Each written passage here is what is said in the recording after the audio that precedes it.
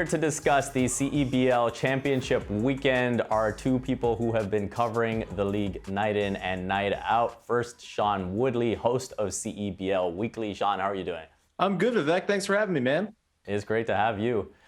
And of course, we have Elias El-Zein, co-host of the Three in the Key podcast, as well as sideline reporter for the Ottawa Blackjacks. Elias, thanks for joining us.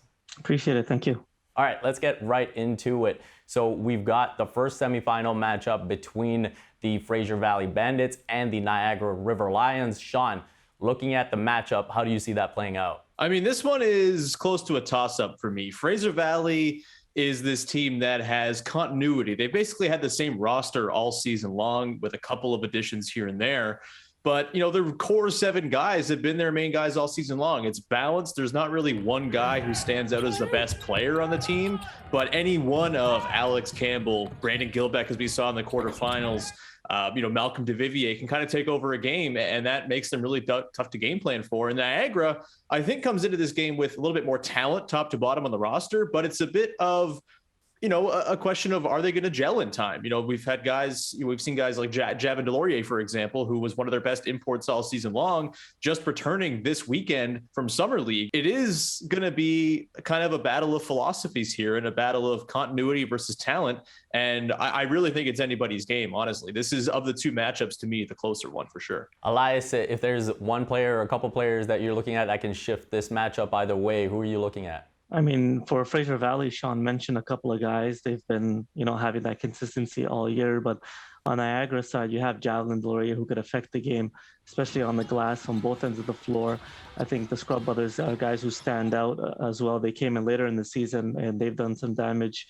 I don't think there's one guy that can shift it. I think it's whoever gets hot at the right moment for them during this game could really take it over. And looking ahead to the next matchup between the Ottawa Blackjacks and the Edmonton Stingers, Elias, how do you see that one playing out? I have to be a bit of a homer. I have to cheer for the Blackjacks, but it's going to be tough for sure. For them, we don't know yet if all their guys are back. They got hit with COVID. The last I heard is that they were quarantining until about today or yesterday, so I don't know how that's going in terms of travel and getting to Edmonton.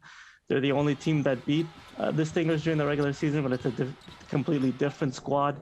Now I think, Edmonton, the season that they had, MVP, Sixth Man of the Year, Coach of the Year, playing at home, their only loss was to the Blackjacks. I think they're going to come out and try to, get them early and pounce on them. And I think they want to, repeat as champions.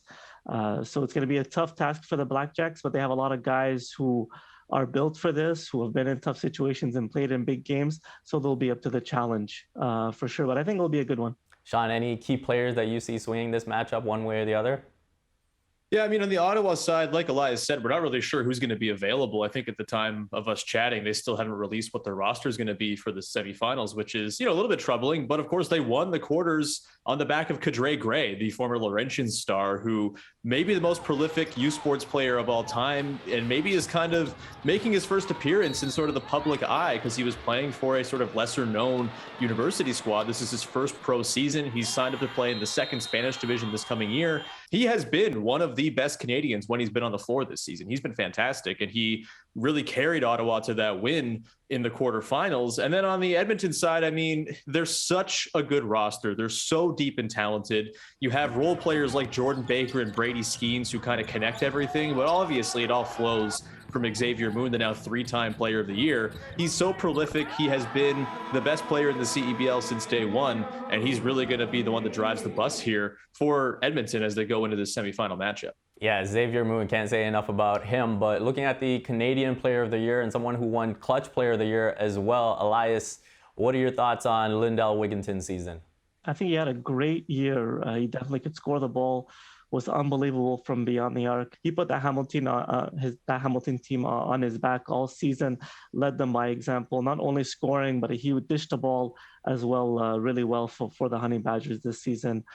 Great year. Unfortunately, they lose to the Blackjacks in the quarterfinals, so we won't see him in the semis, but a great season for Lindell for sure. Sean, looking at the other award winners, any surprises for you, whether it was Coach of the Year, Jermaine Small, Sixth Man of the Year, you had Adika, Peter McNeely, any surprises in there for you?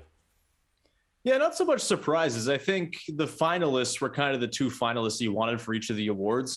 I personally, my vote went to Javin Delorier for Defensive Player of the Year on the River Lions. I totally understand why Brandon Gilbeck won it. He's a fantastic rim protector. And it's not just the blocks he picks up, it's the blocks he doesn't pick up because people are too scared to drive in on him. It's kind of like a Rudy Gobert effect almost, as the only 7-footer in the league.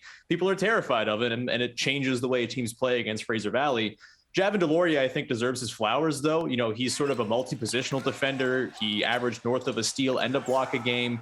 Just a fantastic all-around, do-it-all defender for Vic Razzo's River Lions. But yeah, all the awards, for the most part, really just totally deserved. Not much in the way of controversy. Any surprises for you, Elias? Not real surprises. I had pretty much everyone that won on my ballot as well. The only thing is I would have, Lloyd Pandy deserves it. He was with the Blackjacks last year for Youth Sports Player of the Year.